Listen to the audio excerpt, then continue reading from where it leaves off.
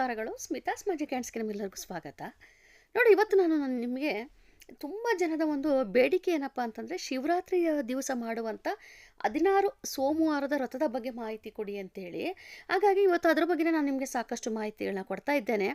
ಮೊದಲು ನಾನು ನಿಮಗೆ ತಿಳಿಸ್ಬೇಕಾಗಿರುವಂಥದ್ದು ಏನಪ್ಪ ಅಂತಂದರೆ, ಶಿವರಾತ್ರಿ ದಿವಸ ಒಂದೇ ದಿನದಲ್ಲಿ ನಾವು 16 ಶಿವಲಿಂಗವನ್ನು ಇಟ್ಟು ಪೂಜೆ ಮಾಡಬೇಕಾಗುತ್ತದೆ. ಅದು ನಾವು ಗಮನದಲ್ಲಿ ಇಟ್ಕೋಬೇಕು. ಆ ಶಿವಲಿಂಗವನ್ನು ನೀವು ಮಾಡ್ಕೋಬೇಕಾದ್ರೂ ಕೂಡ ತುಂಬಾ ನಿಯಮಗಳನ್ನು ಪಾಲನೆ ಮಾಡಬೇಕು. ಅದನ್ನು ನೀವು ಆ ಮಣ್ಣನ್ನು ಮೊದಲು ಹುತ್ತಕ್ಕೆ ಪೂಜೆ ಮಾಡಿ, ನಂತರದಲ್ಲಿ ನಾವು ಹುತ್ತದ ಮಣ್ಣನ್ನು ಮನೆಗೆ ತೆಗೆದುಕೊಂಡು ಬಂದು ಇಟ್ಕೊಂಡು ತುಂಬ ಮಡಿಯಿಂದ ನಾವು ಈ ಪೂಜೆನ ಮಾಡಬೇಕು. ಈ 16 ಸೋಮವಾರ ವ್ರತ ಏನಪ್ಪ ಅಂತಂದರೆ ಸ್ವಲ್ಪ ಕಠಿಣವಾದದ್ದು. ಯಾಕಂತಂದರೆ ಕೆಲವೊಬ್ಬರಿಗೆ ಉಪವಾಸ ಇರೋದಕ್ಕಾಗೋದಿಲ್ಲ. ಪೂಜೆ ಸರಳ ವಿಧಾನ, ಆದರೆ ತುಂಬ ಕಠಿಣವಾದದ್ದು. ಯಾಕಂದರೆ ಸಂಪೂರ್ಣವಾಗಿ ಅವತ್ತಿನ ದಿವಸ ಉಪವಾಸ ಇರಬೇಕು. ಬೆಳಿಗ್ಗೆ ಆಮೇಲೆ ಉಪ್ಪು ಹುಳಿ ಅವು ಯಾವನ್ನೂ ಸಹ ಮುಟ್ಟೋದಕ್ಕೆ ಬರೋದಿಲ್ಲ. ಅದನ್ನು ನಾವು ಗಮನದಲ್ಲಿ ಇಟ್ಕೋಬೇಕು. ಹಾಗಾಗಿ ಒಬ್ಬರ ಸಹಾಯವನ್ನು ತೆಗೆದುಕೊಂಡು ನೀವು ಈ ಪೂಜೆಯನ್ನು ಮಾಡಿಕೊಳ್ಳಬೇಕಾಗುತ್ತದೆ. ಮೊದಲು ನಿಮಗೆ ಅದರ ಒಂದು ನಾವು ಶಿವರಾತ್ರಿಯಲ್ಲಿ ಮಾಡಬಹುದಂಥ 16 ಸೋಮವಾರ ವ್ರತದ ಬಗ್ಗೆ ಮಾಹಿತಿ ಕೊಟ್ಬಿಡ್ತೇನೆ. ನೋಡಿ, ನಾನು ನಿಮ್ಗೆ ತಿಳಿಸೋದೇನಪ್ಪ ಅಂತಂದರೆ, ಈ 16 ಸೋಮವಾರದ ವ್ರತ ನಾವು ಸರಿಯಾದ ಕ್ರಮ ಅಂತ ಬಂದಾಗ ಆಷಾಢ ಮಾಸ ಅಥವಾ ಶ್ರಾವಣ ಮಾಸದಲ್ಲಿ ಪ್ರಾರಂಭ ಮಾಡಿ ಕಾರ್ತಿಕ ಮಾಸದಲ್ಲಿ ನಾವು ಮುಕ್ತಾಯ ಮಾಡ್ತೇವೆ. ಅದು ನಮಗೆ ಸರಿಯಾದ ಮಾರ್ಗವಾಗಿರುತ್ತದೆ. ಆಮೇಲೆ ಇನ್ನೊಂದು ಏನಪ್ಪ ಅಂತಂದರೆ, ಈ 16 ಸೋಮವಾರದ ವ್ರತ ಒಂದೇ ದಿನ ನಾವು ಪೂಜೆ ಮಾಡೋದ್ರಿಂದ ನಮಗೆ ಫಲ ಖಂಡಿತ ಸಿಗೋದಿಲ್ಲ, ಪೂರ್ಣ ಫಲ ದೊರೆಯೋದಿಲ್ಲ. ಅದು ನಾನು ನಿಮಗೆ ಸುಮ್ಮನೆ ಎಲ್ಲದು ಒಳ್ಳೆಯದಾಗುತ್ತೆ ಮಾಡಿ ಅಂತ ಮಾತ್ರ ನಾನು ಹೇಳೋದಕ್ಕೆ ಇಷ್ಟಪಡೋದಿಲ್ಲ. ಈ ಶಿವರಾತ್ರಿ ದಿವಸ ನೀವೇನು 16 ಶಿವಲಿಂಗವನ್ನು ಇಟ್ಟು ಪೂಜೆ ಮಾಡ್ತೀರೋ, ಅದು ನಾವು ಏನು 16 ಸೋಮವಾರ ವ್ರತವನ್ನು ಆಚರಣೆ ಮಾಡ್ತೀವೋ ಅದರ ಪೂರ್ಣ ಫಲ ನಾವು ಈ ಒಂದು ಶಿವರಾತ್ರಿಯಲ್ಲಿ ಮಾಡಿದಾಗ ನಮಗೆ ಸಿಗೋದಿಲ್ಲ. ಯಾಕೆ, ಒಂದೇ ದಿವಸದಲ್ಲಿ ನಾವು ಮಾಡಿರ್ತೇವೆ, ಖಂಡಿತ ಅದರ ಫಲ ನಿಮಗೆ ಸಂಪೂರ್ಣವಾಗಿ ಸಿಗೋದಿಲ್ಲ. ಆದರೆ ಪೂಜೆ ಮಾಡೋದು ತಪ್ಪಲ್ಲ ಅಂತ ನಾನು ಕೂಡ ಹೇಳೋದಕ್ಕೆ ಇಷ್ಟಪಡ್ತೇನೆ. ಯಾಕೆ ಹೇಳ್ತಿದ್ದೀನಿ ಅಂತಂದರೆ, ಪ್ರತಿ ಸೋಮವಾರ ನಾವು ಏನು 16 ಸೋಮವಾರ ಪೂಜೆ ಮಾಡ್ತೀವೋ, ಶನಿ ಚಂದ್ರ ಕಾಲಶಕ್ತಿ ಸಂಯೋಜನೆಯಿಂದ ಅದು ಕೂಡಿರುತ್ತದೆ. ಹಾಗಾಗಿ ಒಂದೇ ದಿನದಲ್ಲಿ ನಾವು ಅದನ್ನು ಸಂಕ್ಷಿಪ್ತವಾಗಿ ಆ ಪೂಜೆಯನ್ನು ನಾವು ಮಾಡೋದಕ್ಕೆ ಆಗೋದೇ ಇಲ್ಲ. ಶಾಸ್ತ್ರದ ಪ್ರಕಾರ ನಾವು ಇದನ್ನು 16 ವಾರ ಮಾಡುವುದೇ ಒಳ್ಳೆಯದು. ಮತ್ತೊಂದು ಇನ್ನೊಂದು ಯಾವಾಗ ಮಾಡ್ಬೋದು ಅಂತಂದರೆ, ಅಧಿಕ ಮಾಸ ಕೂಡ ನಮ್ಗೆ ಇನ್ನೇನು ಬರುತ್ತೆ, ಆ ಒಂದು ಸಮಯದಲ್ಲಿ ನೀವು ಈ ಒಂದು ಪೂಜೆ ಮಾಡಿದ್ರೆ ನಿಮಗೆ ಸಂಪೂರ್ಣ ಫಲ ಸಿಗ್ತಾ ಹೋಗುತ್ತದೆ. ಹಾಗಾದರೆ ಶಿವರಾತ್ರಿ ದಿವಸ ನಾವು 16 ಶಿವಲಿಂಗವನ್ನು ಪೂಜೆ ಮಾಡ್ಬೋದಾ ಅಂತ ನೀವು ಕೇಳಿದ್ರೆ, ಮಾಡೋದ್ರಲ್ಲಿ ತಪ್ಪೇನಿಲ್ಲ, ಮಾಡಿ, ತೊಂದರೆ ಇಲ್ಲ. ಆದರೆ ಫಲವನ್ನು ನೀವು ಬಯಸೋದಕ್ಕೆ ಹೋಗ್ಬೇಡಿ. ಅದರ ಫಲ ಸಿಗೋದು ಕಷ್ಟ. ಅಂದರೆ 16 ಸೋಮವಾರ ನಾವು ಏನೆಲ್ಲ ಅಂದ್ಕೊಂಡಿರ್ತೀವೋ, ಅವಿವಾಹಿತರಾಗಿರ್ಬೋದು, ಅವರಿಗೆ ಒಂದು ಒಳ್ಳೆ ವರ ಅಥವಾ ವಧು ಸಿಗಲಿ ಅಂತ ಹೇಳಿ, ಆಮೇಲೆ ಸಂತಾನಾಪೇಕ್ಷೆ ಉಳ್ಳವರು, ಮನೇಲಿ ಕಷ್ಟದ ಒಂದು ಕಾರಣಗಳಿರ್ಬೋದು, ಅಥವಾ ಕುಟುಂಬ ಒಳ್ಳೆಯದಾಗಲಿ ಅಂತ ಇರ್ಬೋದು. ತುಂಬ ಜನ 16 ಸೋಮವಾರ ವ್ರತವನ್ನು ತುಂಬ ಇಷ್ಟಪಟ್ಟು ಮಾಡ್ತಾರೆ. ಅದು ಅದರ ಫಲನೇ ಒಂಥರ ತುಂಬ ವಿಶೇಷವಾಗಿರುತ್ತದೆ. ಯಾಕಂದರೆ ಅಷ್ಟು ನಾವು ಶಾಸ್ತ್ರಬದ್ಧವಾಗಿ ಮಾಡಿರ್ತೇವೆ, ಅಷ್ಟು ಫಲ ಕೂಡ ಸಿಗುತ್ತೆ. ಆದರೆ ನೀವು ಗಮನದಲ್ಲಿ ಇಟ್ಕೋಬೇಕಾದದ್ದು ಏನಪ್ಪ ಅಂತಂದರೆ, ನಿಮ್ಮಿಂದ ಒಂದು ಸ್ವಲ್ಪ ತಪ್ಪಾದರೂ ಕೂಡ ನಮಗೆ ಅದ್ರ ಫಲ ಸಿಗೋದಿಲ್ಲ. ನಮಗೆ ಅದ್ರ ವಿರುದ್ಧವಾಗಿ ನಮಗೆ ಉತ್ತರ ಸಿಗುವಂಥದ್ದು. ಅಂದರೆ ಕೆಟ್ಟು ಮಾತನಾಡುವಂಥದ್ದಾಗಿರ್ಬೋದು, ಅಥವಾ ಇನ್ನೊಬ್ಬರಿಗೆ ನಾವು ಕೆಟ್ಟದ್ದು ಮಾಡುವಂಥದ್ದಾಗಿರ್ಬೋದು. ಆಮೇಲೆ ಪೂಜೆ ಮಾಡುವಂಥ ಸಂದರ್ಭದಲ್ಲಿ ನಾವು ತಪ್ಪುಗಳು ಮಾಡೋದು, ಇವ್ಯಾವೂ ಕೂಡ ನಾವು ಮಾಡೋದಕ್ಕೆ ಹೋಗಬಾರ್ದು.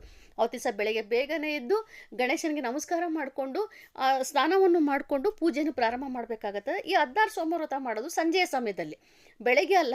ಇದು ನಾನು ಯಾಮ ಪೂಜೆಯ ಒಂದು ಮುಹೂರ್ತವನ್ನು ತಿಳಿಸ್ಕೊಡ್ತೇನೆ. ಆ ಒಂದು ಸಮಯವನ್ನು ನೋಡಿಕೊಂಡು ನೀವು ಸಂಜೆಯ ಸಮಯದಲ್ಲಿ ಪ್ರಾರಂಭ ಮಾಡಬೇಕಾಗುತ್ತದೆ. ಮತ್ತೊಂದು ವಿಚಾರ ಏನಪ್ಪ ಅಂತಂದರೆ, ಈಗ ಭಾನುವಾರ ನಮಗೆ ಶಿವರಾತ್ರಿ ಅಲ್ವಾ, ಅವತ್ತು ನೀವು ಪೂಜೆ ಮಾಡಿರ್ತೀರಿ, ಅಂದೇ ನಮಗೆ ಇದು ವಿಸರ್ಜನೆ ಮಾಡೋದಕ್ಕೆ ಬರೋದಿಲ್ಲ. ಅದರ ನಂತರದ ದಿವಸ ಸೋಮವಾರವಾಗಿರ್ತದೆ, ಅದು ಕೂಡ ನಮಗೆ ವಿಸರ್ಜನೆ ಮಾಡೋದಕ್ಕೆ ಬರೋದಿಲ್ಲ. ಹಾಗೆ ಮಂಗಳವಾರ ಅಮಾವಾಸ್ಯೆ, ಅವತ್ತು ಕೂಡ ಮಾಡೋದಕ್ಕೆ ಬರೋದಿಲ್ಲ. ಸರಿಯಾದ ಸಮಯ ಅಂತ ಬಂದಾಗ ಅದು ಗುರುವಾರವೇ ಆಗಿರುತ್ತದೆ.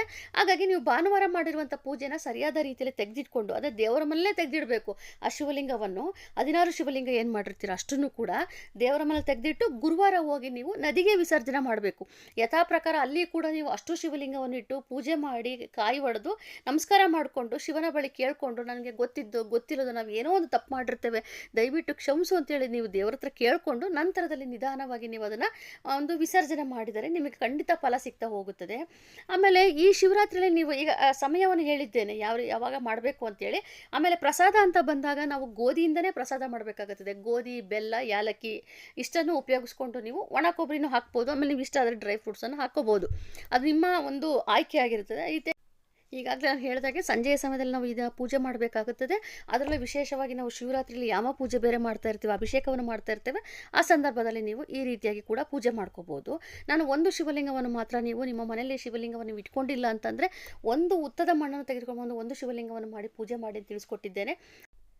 ಆಮೇಲೆ ಈ 16 ಶಿವಲಿಂಗವನ್ನು ನೀವು ಮಾಡಿಕೊಂಡು ಸಿದ್ಧತೆ ಮಾಡಿಕೊಂಡಾಗ ಪ್ರಸಾದವನ್ನು ಪ್ರಸಾದವನ್ನು ಇಟ್ಟು ಹಾಗೆಯೇ ಬಿಲ್ವ ಪತ್ರೆಯನ್ನು ಸಹ ಇಡಬೇಕಾಗುತ್ತದೆ. ಇಟ್ಟು ಪೂಜೆಯನ್ನು ಮಾಡಿಕೊಂಡು ಯಥಾ ಪ್ರಕಾರ ಕಾಯನ್ನು ಹೊಡೆದು ಮಂಗಳಾರತಿಯನ್ನು ಮಾಡಿ ನಂತರದಲ್ಲಿ ಆ 3 ಉಂಡೆಗಳನ್ನ ಏನು ನೀವು ಮಾಡಿರ್ತೀರೋ ಅದರಲ್ಲಿ ಒಂದು ನೀವು ನಿಮ್ಮ ಮನೆ ಮಂದಿಯೆಲ್ಲ ಹಂಚ್ಕೋಬೇಕಾಗತ್ತೆ. ಮೊದಲು ನೀವು ಹಸುಗೆ ಕೊಡಬೇಕು. ಅದು ಯಾಕಂದರೆ ನಾವು ಗೋವಿಗೆ ಪೂಜೆ ಮಾಡಿಕೊಂಡು ಕೊಡುವಂಥದ್ದು ಪದ್ಧತಿ ಇರುತ್ತೆ. ಸಾಯಂಕಾಲದ ಸಮಯದಲ್ಲಿ ನೀವು ಮೊದಲು ಹಸುಗೆ ಕೊಡಬೇಕು. ಹಸು ಇಲ್ಲದೇ ನಾವು ಪ್ರಸಾದ ಸೇವನೆ ಮಾಡೋದಕ್ಕೆ ಬರೋದೇ ಇಲ್ಲ. ಹಾಗಾಗಿ ಮೊದಲು ನೀವು ಹಸು ಎಲ್ಲಿರುತ್ತೆ ಅಂತ ಮೊದಲು ತಿಳ್ಕೊಂಬಿಡಿ. ಅಲ್ಲಿ ಹೋಗಿ ಹಸುಗೆ ಆ ಪ್ರಸಾದವನ್ನು ಕೊಟ್ಟು ನಂತರದಲ್ಲಿ ನೀವು ಬಂದು ಶಿವನಿಗೆ ಮತ್ತೊಮ್ಮೆ ನಮಸ್ಕಾರ ಮಾಡಿಕೊಂಡು ಆಮೇಲೆ ಅದರಲ್ಲಿ ಒಂದು ಉಂಡೆಯನ್ನು ತೆಗೆದು ನಿಮ್ಮ ಫ್ಯಾಮಿಲಿ ಮೆಂಬರ್ಸ್ ಯಾರು ಇರ್ತಾರೋ ಅವ್ರಿಗೆಲ್ಲನೂ ಆ ಒಂದು ಪ್ರಸಾದವನ್ನು ಹಂಚಿ ಇನ್ನೂ ಒಂದು ಉಂಡೆ ಏನಿರುತ್ತೆ ಶಿವನಿಗೆ ಅಂತೇಳಿ ನೀವೇನು ಅರ್ಪಣೆ ಮಾಡಿರ್ತೀರೋ ಅದನ್ನು ನೀವು ಸೇವನೆ ಮಾಡಬೇಕು. ಇದಿಷ್ಟು ನೀವು 16 ಸೋಮವಾರ ವ್ರತ ಮಾಡುವಂಥದ್ದು. ನಾನು ಸಂಪೂರ್ಣ ಮಾಹಿತಿ ಕೊಡ್ತಿದ್ದೆ, ಕೆಲವೊಂದು ಕಾರಣಗಳಿಂದ ನಾನು ನಿಮಗೆ ಪೂಜೆ ವಿಡಿಯೋ ಮಾಡೋದಕ್ಕೆ ಆಗಲಿಲ್ಲ. ಆದರೆ ಇನ್ನೇನು ಅಧಿಕ ಮಾಸ ಬರುತ್ತೆ, ಆ ಒಂದು ಸಂದರ್ಭದಲ್ಲಿ ಖಂಡಿತ ನಾನು ನಿಮಗೆ ಪೂಜೆಯ ಸಂಪೂರ್ಣ ವಿಚಾರಗಳನ್ನು ನಿಮಗೆ ತಿಳಿಸ್ಕೊಡ್ತಾ ಹೋಗ್ತೇನೆ. ಆದರೆ 16 ಸೋಮವಾರ ವ್ರತ ಮಾಡೋದ್ರಿಂದ ನಿಮಗೆ ಪಾಪಕ್ಷಯ, ಮನಃಶಾಂತಿ, ಇಷ್ಟಾರ್ಥ ಸಿದ್ಧಿ, ವೈವಾಹಿಕ ಜೀವನದಲ್ಲಿ ಶಾಂತಿ, ಶಿವನ ಕೃಪೆ ಇವೆಲ್ಲವೂ ಕೂಡ ಸಿಗುವಂಥದ್ದು. ತುಂಬ ವಿಶೇಷ ಫಲ ಕೊಡುವಂಥ ವ್ರತ ಅಂದರೆ ಈ 16 ಸೋಮವಾರದ ವ್ರತ. ನೀವೆಷ್ಟು ಕಟ್ಟುನಿಟ್ಟಾಗಿ ಮಾಡಿರ್ತೀರೋ ನಿಮಗೆ ಅಷ್ಟೇ ಫಲ ಸಿಗ್ತಾ ಹೋಗುತ್ತದೆ. ಎಲ್ಲರೂ ಕೂಡ ಆಚರಣೆ ಮಾಡಿ. ಆದರೆ ನಿಮಗೆ ನಾನು ಈಗಾಗಲೇ ಹೇಳಿದಾಗೆ ಈ ಒಂದು ಶಿವರಾತ್ರಿ ದಿವಸ ಒಂದೇ ದಿವಸದಲ್ಲಿ ನೀವು 16 ಶಿವಲಿಂಗ ಪೂಜೆಯನ್ನು ಮಾಡಿಕೊಂಡು ನೀವು ಮಾಡೋದ್ರಿಂದ ಅದು ಸಂಪೂರ್ಣ 16 ಸೋಮವಾರ ವ್ರತ ಮಾಡಿದಷ್ಟು ಫಲ ಸಿಗೋದಿಲ್ಲ. ಅದು ವ್ರತನೂ ಕೂಡ ಆಗೋದಿಲ್ಲ. ಹಾಗಾಗಿ ನೀವು ಯೋಚನೆ ಮಾಡಿ ಈ ಒಂದು ಪೂಜೆಯನ್ನು ಪ್ರಾರಂಭ ಮಾಡುವುದು ಒಳ್ಳೆಯದು. ಸೊ ನಿಮಗೆ ನಾನು ಗೊತ್ತಿರೋಷ್ಟು ಮಾಹಿತಿಗಳನ್ನು, ಸಾಕಷ್ಟು ಮಾಹಿತಿಗಳನ್ನು ಕೊಟ್ಟಿದ್ದೇನೆ. ಇದರಲ್ಲಿ ನಿಮಗೆ ಇನ್ನೂ ಗೊಂದಲ ಇತ್ತು ಅಂದರೆ ಖಂಡಿತ ಮೆಸೇಜ್ ಮಾಡಿ, ನಾನು ಅದಕ್ಕೆ ರಿಪ್ಲೈ ಮಾಡ್ತೇನೆ. ಇವತ್ತಿನ ಒಂದು ವಿಡಿಯೋ ನಿಮ್ಗೆ ಇಷ್ಟವಾಗಿದ್ದಲ್ಲಿ ಆದಷ್ಟು ಶೇರ್ ಮಾಡಿ, ಲೈಕ್ ಮಾಡಿ, ಕಮೆಂಟ್ ಮಾಡಿ, ಹಾಗೆಯೇ ಸಬ್ಸ್ಕ್ರೈಬ್ ಮಾಡ್ಕೊಳ್ಳಿ. Thank you.